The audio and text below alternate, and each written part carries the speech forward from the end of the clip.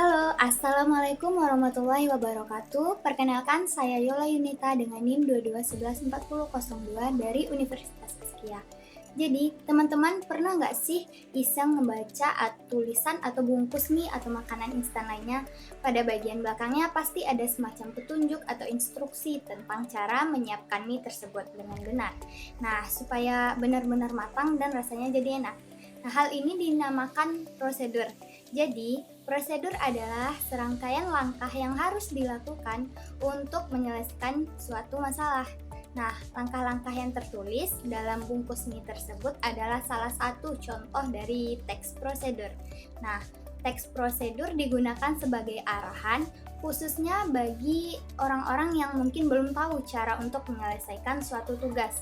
Yuk, pahami lebih lanjut mengenai pengertian teks prosedur, struktur, jenis, ciri-ciri, kaidah kebahasaan, dan cara menulis teks prosedur. Yang pertama, pengertian teks prosedur menurut beberapa ahli. Menurut Knapp dan Watkins, mendefinisikan teks prosedur sebagai teks yang bertujuan untuk memberitahukan orang mengenai bagaimana suatu hal dilakukan, menggunakan bahasa ajakan atau persuasi. Berdasarkan penjabaran Keraf, pengertian teks prosedur secara sederhana adalah urutan tindakan untuk menciptakan atau menghasilkan suatu. Sementara menurut Kosasi, teks prosedur adalah teks yang menjelaskan langkah-langkah secara lengkap, jelas, dan terperinci tentang sesuatu cara melakukan kegiatan.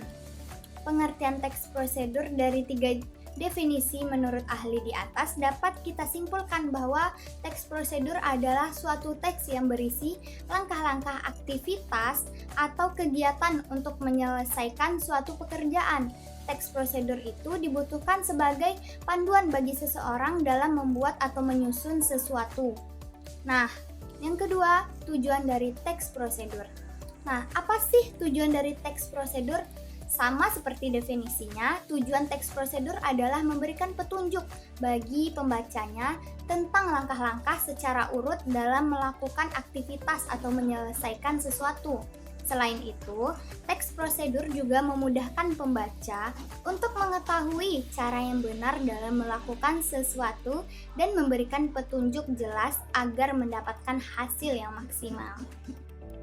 Selanjutnya yaitu struktur teks prosedur. Nah, dalam penyusunannya terdapat 4 struktur dari teks prosedur itu yaitu tujuan, material, langkah-langkah penyusunan atau pengerjaan, dan penegasan ulang atau kesimpulan. Nah, yang pertama adalah tujuan. Pada awal pembuatan teks prosedur, penulis biasanya memberikan penjelasan terkait tujuan dalam penyusunan teks prosedur. Nah, hal ini juga bisa menginformasikan hasil akhir yang akan dicapai. Yang kedua adalah material, merupakan hal-hal apa saja yang perlu dipersiapkan dan yang dibutuhkan dalam pelaksanaan atau pembuatan kegiatan tersebut. Nah, bagian ini berisi informasi tentang alat atau bahan yang dibutuhkan dalam pelaksanaan kegiatan. Yang ketiga adalah langkah-langkah. Nah, bagian ini menjelaskan tentang proses atau tahapan yang harus dilakukan demi mendapatkan hasil maksimal sesuai dengan tujuan dari teks prosedur. Nah, langkah-langkah yang dibuat harus sesuai dan berurutan. Selain itu, susunannya harus logis, sistematis, dan mudah dipahami oleh pembaca. Yang keempat adalah penegasan ulang atau kesimpulan. Nah, bagian terakhir ini menjelaskan tentang simpulan dari suatu prosedur yang telah dilakukan. Nah, bagian ini bersifat opsional, yakni boleh ada dan boleh tidak dalam teks prosedur. Selanjutnya kita akan membahas tentang ciri-ciri dari teks prosedur. Sama halnya dengan teks lain, teks prosedur memiliki beberapa ciri-ciri. Nah, yang pertama, menggunakan kalimat perintah, terdapat panduan yang harus dilakukan, menggunakan kata-kata aktif, menggunakan konjungsi atau kata penghubung, terdapat aturan dalam hal bahan atau kegiatan, menggunakan kata keterangan untuk menyatakan rincian waktu, tempat, dan cara. Yang terakhir, terdapat isi kegiatan yang dilakukan secara berurutan. Selanjutnya, jenis-jenis dari teks prosedur. Yang pertama adalah teks prosedur sederhana. yakni hanya berisi 2 atau 3 langkah saja. Contohnya, prosedur untuk mengoperasikan setrika. Nah, yang kedua, teks prosedur kompleks.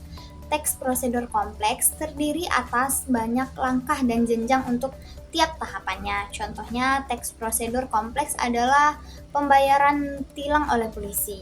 Yang ketiga, teks prosedur protokol. Merupakan teks prosedur yang langkah-langkahnya bisa dibolak-balik, tapi tujuannya tetap bisa tercapai. Contohnya, cara memasak mie instan. Selanjutnya adalah kaidah kebahasaan dari teks prosedur. Untuk menyusun sebuah teks prosedur, diperlukan kaidah kebahasaan yang tepat agar sesuai dengan fungsinya. Berikut ini adalah kaidah kebahasaan yang umum digunakan dalam penulisan teks prosedur.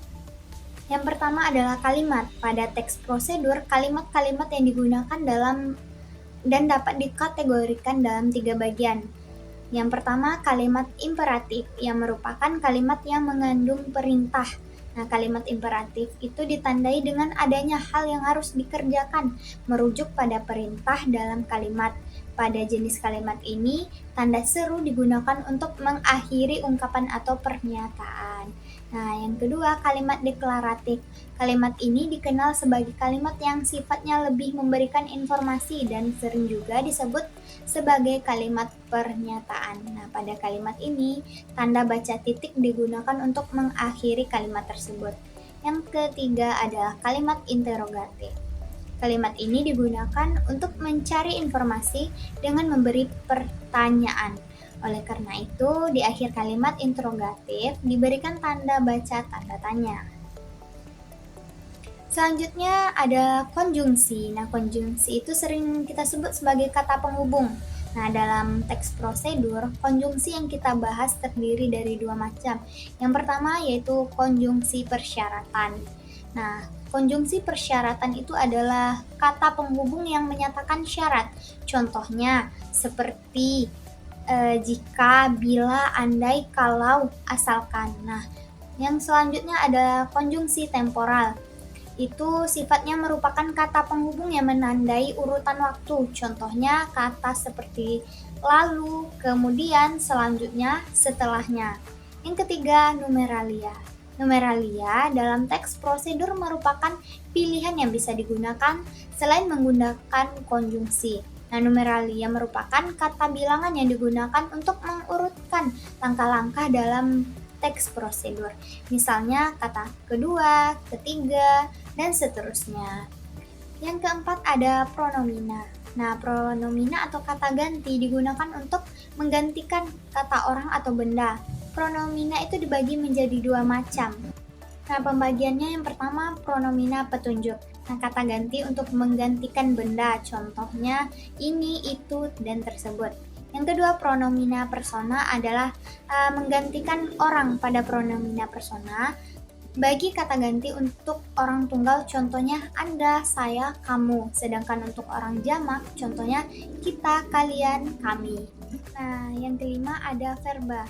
Kaidah kebahasaan terakhir dalam teks prosedur adalah verba atau kata kerja. Nah, verba dalam teks prosedur itu terbagi menjadi 2 macam.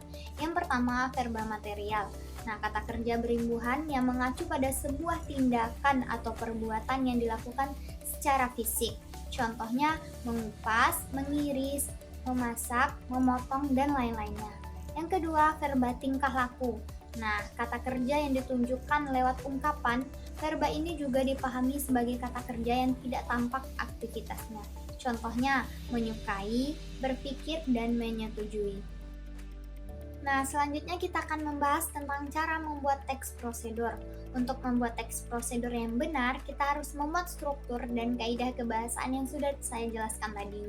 Nah, yang pertama kita bisa menerapkan langkah-langkah sebagai berikut. Yang pertama adalah judul. Untuk menarik perhatian pembaca, kita bisa membuat judul yang menarik. Judul itu harus memuat prosedur apa yang akan kita tunjukkan dalam teks. Misalnya, cara membuat pot bunga dari limbah plastik, tutorial menyalakan oven, dan sebagainya. Yang kedua, tujuan. Setelah kita menuliskan judul, tulislah secara singkat tujuan dari teks prosedur ini. Hal ini untuk menunjukkan kepada pembaca apa yang akan dibuat atau dilakukan. Nah, dalam tujuan, kita harus menyebutkan secara gamblang hasil akhir yang akan didapatkan. Yang ketiga ada alat dan bahan. Bagian ini bersifat opsional, bisa ada atau tidak. Ketika kita menjelaskan prosedur tentang cara membuat sesuatu, tentu harus ada alat dan bahan.